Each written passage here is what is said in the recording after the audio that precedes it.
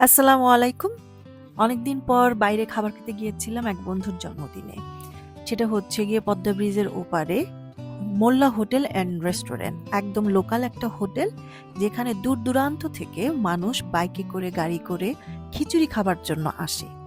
কেন এখানে খিচুড়িটা খুব দারুণ এবং এত ভিড় হয়, এর কারণ হচ্ছে গিয়ে এই জলপাইয়ের আচার। হ্যাঁ, এই জলপাইয়ের আচার দিয়ে ওরা একটা সালাদ বানায় এবং জলপাইয়ের আচারটাও থাকে। তারপরে এই সাধারণ খিচুড়ি, যেটা ভাতের চাল দিয়ে পর্যাপ্ত মাংস দিয়ে ওরা রান্না করে, তারপরে হচ্ছে গিয়ে এই সালাদ আর হচ্ছে গিয়ে সাথে সেই আচারটা দিয়ে খাবারটা খেলে দারুণ লাগে। এবং সবচেয়ে বড় বিষয় হচ্ছে, আপনি যখনই আসবেন গরম খিচুড়ি পাবেন।